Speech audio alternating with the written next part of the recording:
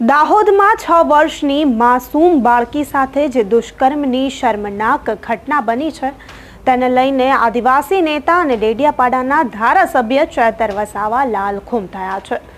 તેઓ આ ઘટનાને પોતાના સખત શબ્દોમાં વખોડી રહ્યા છે અને આદિવાસી નેતા ચેતર વસાવા આ મામલામાં વધારે તપાસ થાય અને જે આરોપી છે તેને કડકમાં કડક સજા થાય તેવી માંગ કરી રહ્યા છે। ત્યારે ચેતર વસાવાને સાંભળીએ કે તેઓ પોતાનો રોષ ઠાલવતા શું કહી રહ્યા છે। આજે અમે દાહોદ જિલ્લાના સિંગવડ તાલુકાના તોરણી ગામ ખાતે આવ્યા છે। આજથી 5 દિવસ પહેલા એક 6 વર્ષની માસૂમ દીકરીને અહીંના આચાર્ય જે હતા પ્રાથમિક શાળામાં જ્યારે શાળાએ મૂકવા એમની મમ્મી ગઈ, એમની ગાડીમાં લઈ જઈને એણે પીખી નાખી, ગળું દબાવીને માસૂમ દીકરીની હત્યા કરી નાખી। ત્યારે આપણું બધાનું હૃદય ધ્રુજી જાય।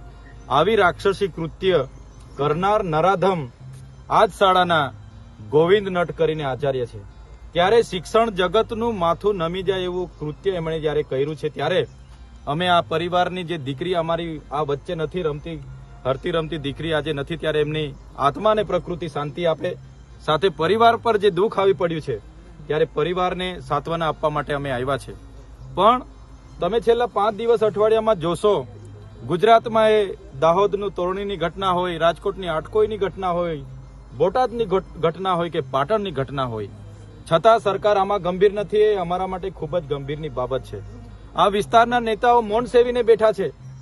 કેમ ભાઈ, બીજા રાજ્યમાં કંઈ થાય છે તો અમે મીણબત્તી લઈને સાંત્વના પાઠવો છો, ટ્વીટ કરો છો, પોતાના વિસ્તારમાં આપણી નાનકડી ફૂલ સમાજ દીકરી સાથે એની પીખી નાખીને આટલું નરાધમે કૃત્ય કર્યું, ત્યારે બધાએ પરિવારની સાથે આવીને ઉભા રહેવું જોઈએ અને એવો દાખલો બેસાડવો જોઈએ કે આવા નરાધમો બીજી વાર આવી હિંમત ના કરે, એવો સમગ્ર ગુજરાતમાં એવો દાખલો બેસાડવો જોઈએ, એવી અમે માંગ કરીએ છીએ।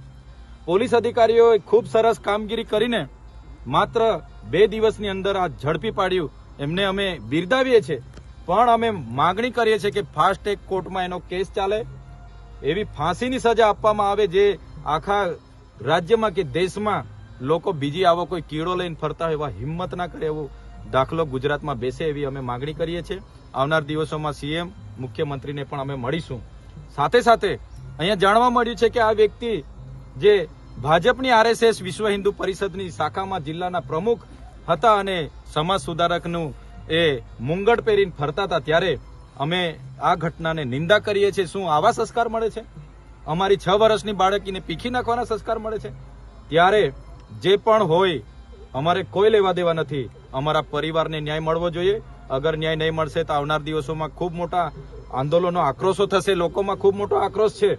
એટલા માટે જ કહીએ છીએ ફરીવાર આવી કોઈની બાળકી સાથે ઘટના નહીં ઘટે, એટલા માટે એવો દાખલો બેસાડો, એને સજા કરો, એવી અમારી આપના માધ્યમથી માંગણી છે। એક શાળા જે મંદિર કહેવાય છે, જ્યાં વિદ્યાર્થીઓ જ્ઞાન લેવા જાય છે, પરંતુ આ વિદ્યાર્થીઓ સાથે આવા અડપલા, અને એ પણ માત્ર પહેલું ધોરણ ભણતી દીકરી સાથે આવું દુષ્કૃત્ય કઈ રીતે? જે વાલીઓ છે તે શિક્ષકો ઉપર આંખ બંધ કરીને વિશ્વાસ મૂકતા હોય છે, ત્યારે શિક્ષક આવું દુષ્કર્મ આચરે છે વિદ્યાર્થીની સાથે। માત્ર 6 વર્ષની વિદ્યાર્થીની આ શિક્ષક આચાર્ય છે, છતાં શરમનો છાંટો નહીં હોય। ત્યારે ચેતર વસાવા રોષે ઉઠે છે, રોષે ભરાય છે અને પોતાનો બળાપો ઠાલવે છે અને ચેતર વસાવા આ ઘટનાને સખત શબ્દોમાં વખોડે છે અને ચેતર વસાવા કહે છે કે આ મામલામાં આગળ યોગ્ય તપાસ થાય અને જે આરોપી છે, જે શિક્ષક આચાર્ય છે શાળાનો, તેને કડકમાં કડક સજા થાય તેવી માંગણી સરકાર પાસે કરી રહ્યા છે। ત્યારે ચેતર વસાવાની આ માંગણી વિશે અને આ દાહોદમાં જે 6 વર્ષની બાળકી સાથે દુષ્કર્મ થયું છે, ત્યારે આવા આચાર્ય પરથી લોકોનો ભરોસો ઉઠી જાય। આવા શિક્ષકો જે બાળકીઓ એકલી શાળાએ જાય છે, ત્યારે વાલીઓને પણ મનમાં હંમેશા એક જાતની એક પ્રકારની ચિંતા ઉદ્ભવે કે મારું બાળક નિશાળે ગયું છે, મારી દીકરીને મેં નિશાળે મોકલી છે। ત્યારે ચેતર વસાવાએ સરકાર પાસે જે માંગણી કરી છે તેને લઈને તમારું શું માનવું છે? અમને કમેન્ટ કરી ચોક્કસથી જણાવજો, તથા અમારી ચેનલ નિર્ભય ન્યૂઝને લાઇક, શેર અને સબસ્ક્રાઇબ કરવાનું ભૂલશો નહીં। આભાર।